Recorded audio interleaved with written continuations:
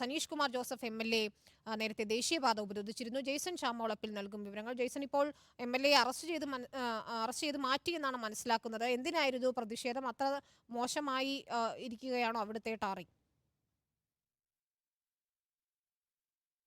വിനീത, തൃശൂർ മണ്ണുത്തി എടപ്പള്ളി ദേശീയപാത എന്നും വിവാദങ്ങളുടെയും പ്രശ്നങ്ങളുടെയും ഒരു കേന്ദ്രമാണ്.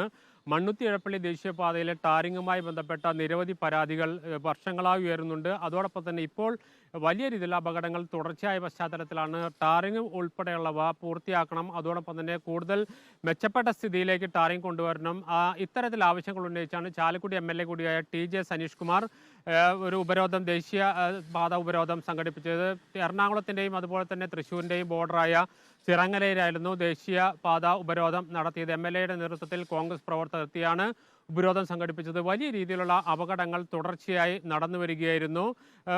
നിലവിൽ നിരവധി അപാകതകൾ ടാറിങ്ങിലുണ്ട്. ഈ അപാകതകളെല്ലാം പരിഹരിക്കണമെന്നാവശ്യപ്പെട്ടാണ് ഈ സമരം. കഴിഞ്ഞ കുറേ ദിവസങ്ങളിലെല്ലാം വിവിധ സംഘടനകൾ സമരം നടത്തുന്നത്. അതിൻ്റെ തുടർച്ച എന്ന നിലയിലാണ് ഇപ്പോൾ കോൺഗ്രസിൻ്റെ നേതൃത്വത്തിൽ MLA-യുടെ നേതൃത്വത്തിൽ സമരം നടത്തുന്നത്. ഈ സമരത്തിനൊടുവിൽ പോലീസ് ഇവരെ അറസ്റ്റ് ചെയ്ത് നീക്കി.